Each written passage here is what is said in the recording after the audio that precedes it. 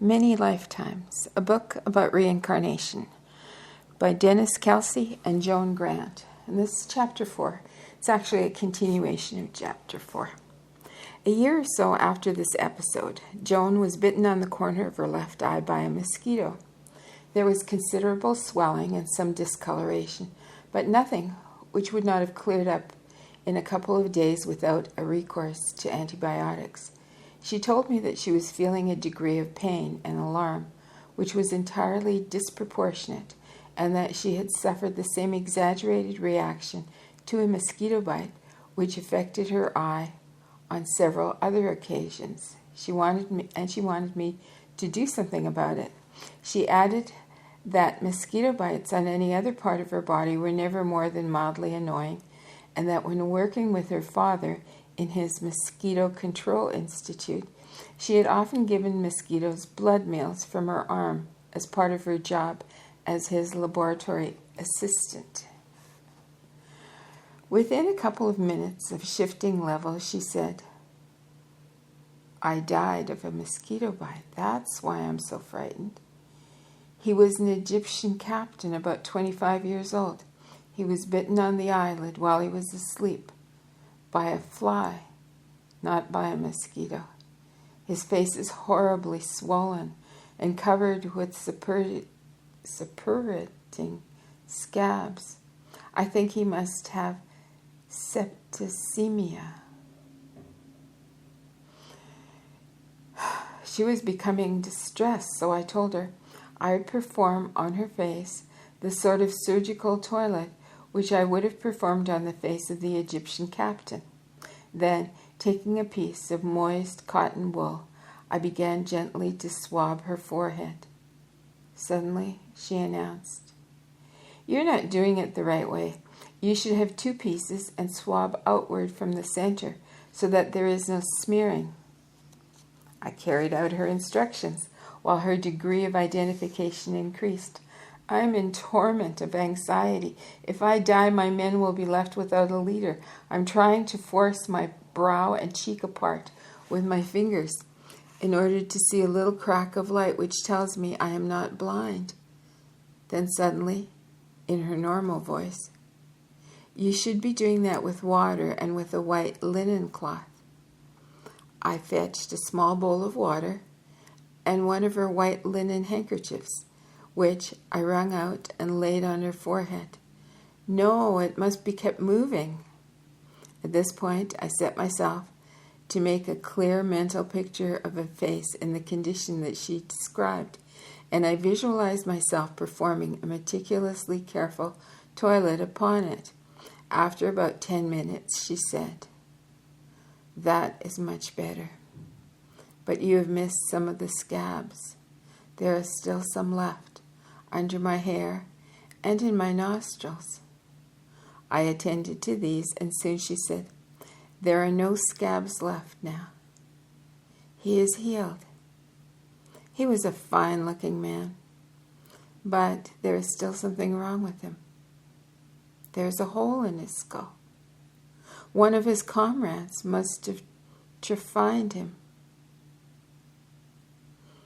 I put my hand on her head at the place she indicated and visualized the wound closing. After a few minutes, she gave a deep sigh of relief and she said, "Everything is all right now," and fell peacefully to sleep.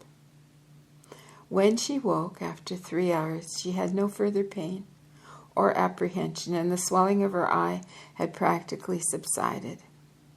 When we come to look back to these 2 episodes in some years' time, my efforts of treatment may have seemed somewhat naive and crude. But I think the concept of trying to heal an earlier superphysical may be seen to have contained a seed of a contribution to the treatment of a variety of conditions. As so many psychiatrists have been moved to explain, insight is not enough.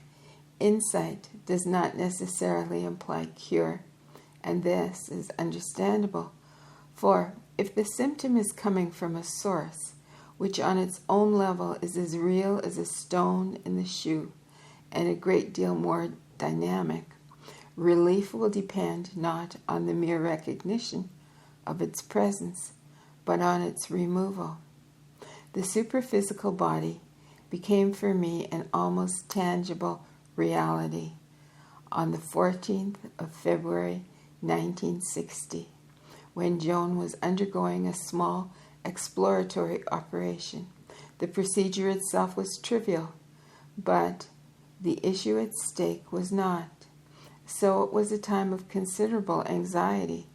I had accompanied her in the elevator to the operating theater and remained with her while pentothal was injected. Immediately, she was unconscious. I returned to her room as she had previously asked me to do. I was sitting in an armchair, thinking of her very intensely, when I felt her come and sit on my knee. Never before had I realized that anything immaterial could seem so solid. I knew she was telling me to get a pencil and some paper. I did so, and I returned to the chair. Then Joan began to dictate. There was no sensation of a voice talking to me, but ideas were being communicated as directly as though by speech. The material concerned a patient who had just come under our care, and was soon to prove exceedingly relevant. I was kept writing at full speed for some 20 minutes, and then a nurse came in to prepare the bed for the patient's return. Just as positively as I had felt Joan settle on my knee, now I felt her leave.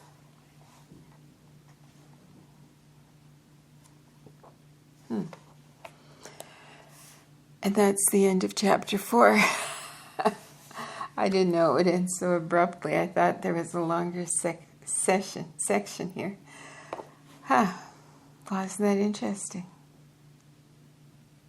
I mean, you wouldn't take it so seriously, right? Except that Kelsey was a psychiatrist. And to have an experience like that, wow. I mean, it must shake you up, right? Yeah. So if you've ever had, I'm going to invite you now, if you've ever had a paranormal experience that you wouldn't mind sharing in a paragraph or a few sentences, please do in the comments below. I'd love to read about it, hear about it. In fact, I'm sort of thinking, on my channel, like I have a real interest in the paranormal and an interest in spiritual healing and spiritual matters altogether. This is a spiritual channel. That's how I always think of it. But I'm also thinking now I might, expand into talking to people who've had paranormal experiences. So if you've had an experience and, if you might be open to my interviewing you over Zoom, that would be great, because I'd love to hear about it, really. I myself have had a few, but, nothing amazing. So, let me know. Let me know, and we'll set it up, and maybe it can help someone else, right? No pressure, and if we record it and you don't want it released, that's fine too. We'll just take it one step at a time, because I've actually never done an interview for my channel, but just kind of comes to mind. This would be the time, and it would be a lot of fun, and it might be great. Okay, so till soon.